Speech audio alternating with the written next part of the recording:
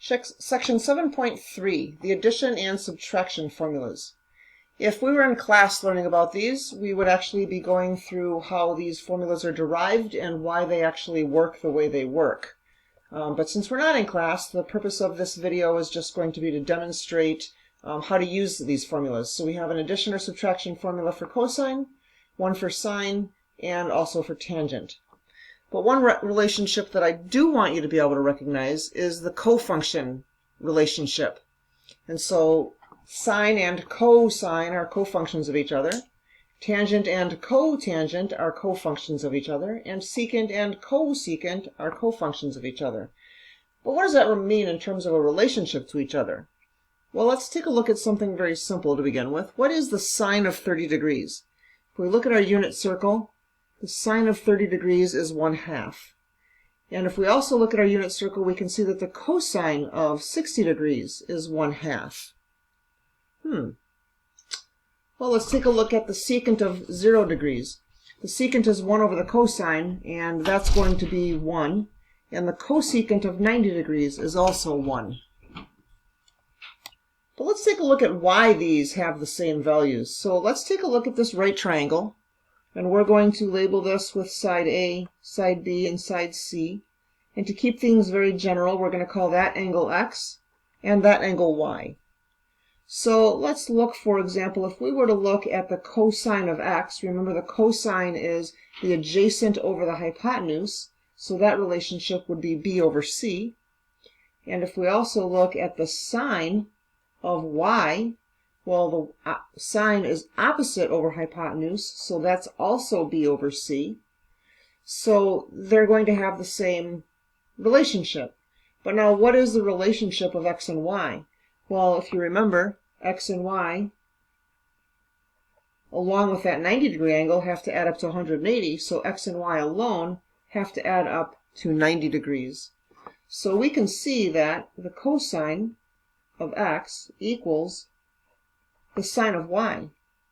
And if we transform this equation, we can write that Y equals 90 minus X. And so that's how we get that the cosine of X equals the sine of 90 minus X.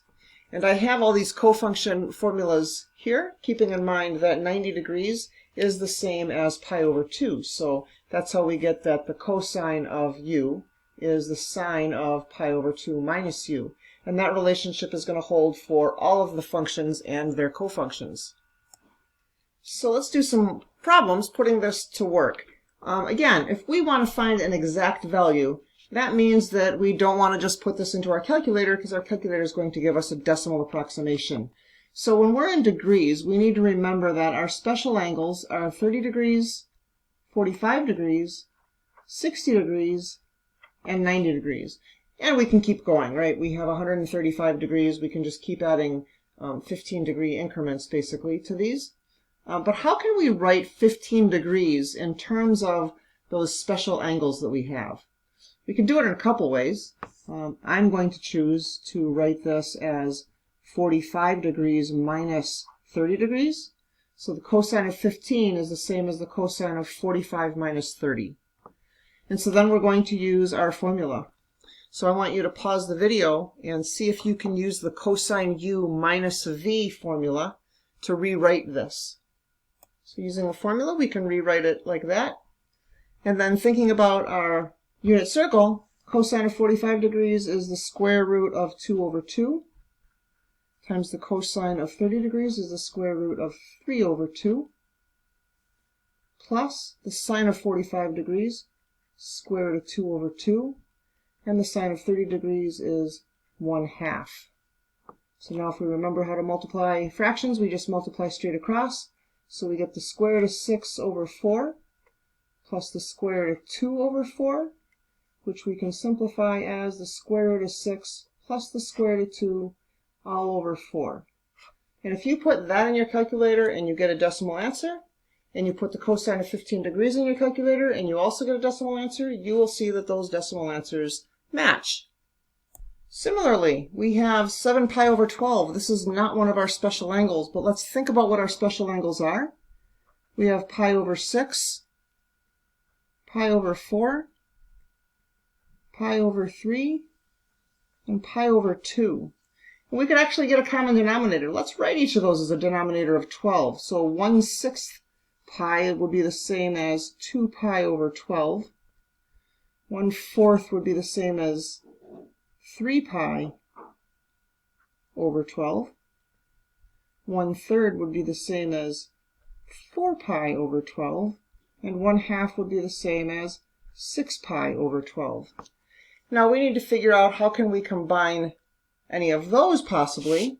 And there could be others, right? We could keep going around the unit circle and find some others, but can we combine any of those to give us 7 pi over 12? Hopefully you recognize that 3 pi plus 4 pi over 12 would give us 7 pi over 12.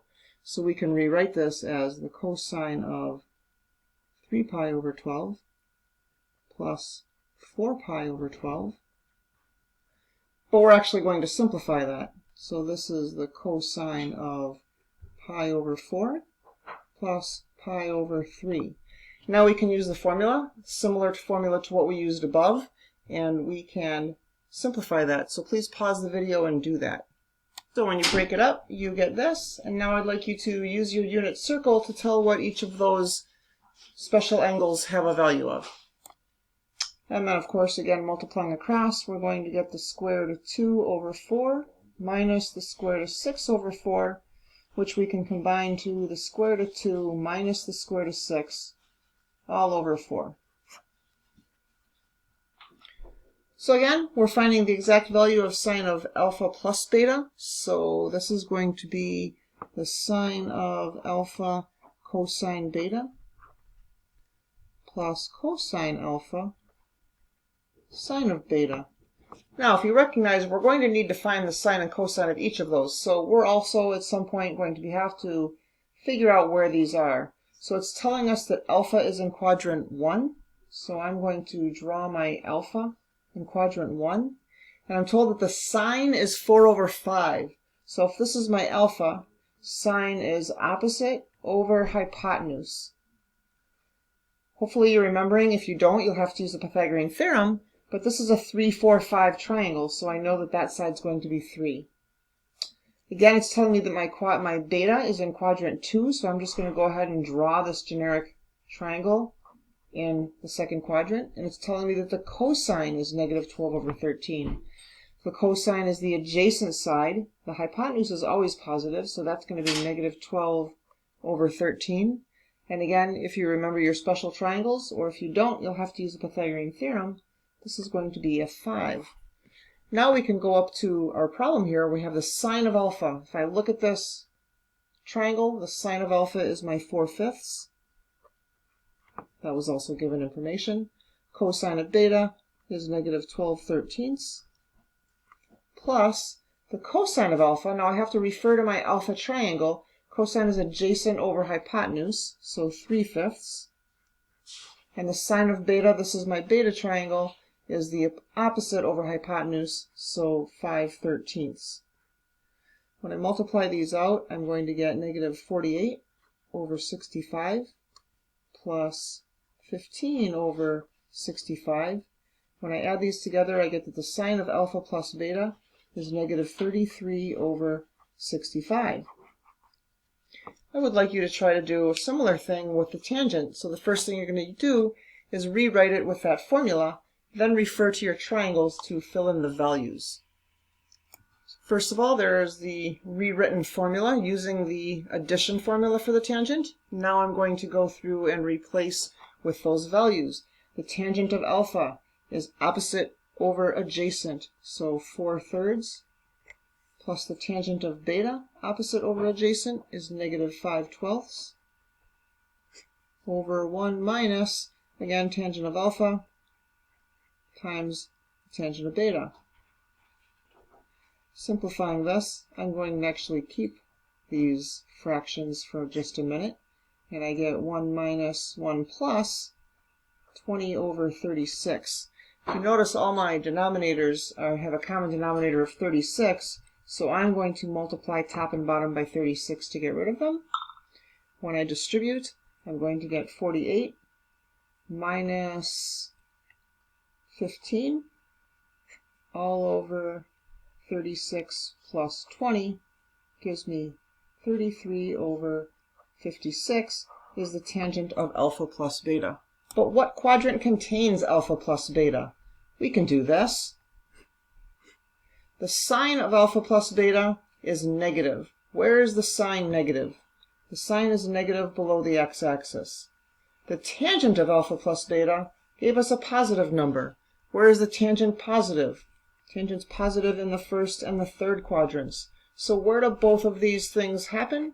They both occur in the third quadrant. So alpha plus beta is in quadrant 3. And these last two problems are again just a practice in using the addition and subtraction formulas. So for that first one, I'd like you to rewrite it using the subtraction formula. Once this is written, you hopefully recognize that 3 pi over 2 is a special angle, so I can actually find the value of those. The cosine of 3 pi over 2 is 0, minus the cosine times the sine of 3 pi over 2 is negative 1. 0 times the sine gives me 0. Negative times a negative gives me a positive cosine of theta. So my answer is cosine of theta. I'd like you to do letter B. Again, just using the addition formula for cosine to rewrite it. And then again, cosine of pi is a special angle, so I have the cosine of theta times the cosine of pi, which is negative 1, minus the sine of theta times the sine of pi, which is 0. So over here I have negative cosine of theta minus 0 gives a final answer of negative cosine of theta. If you have any questions on these, please come to class.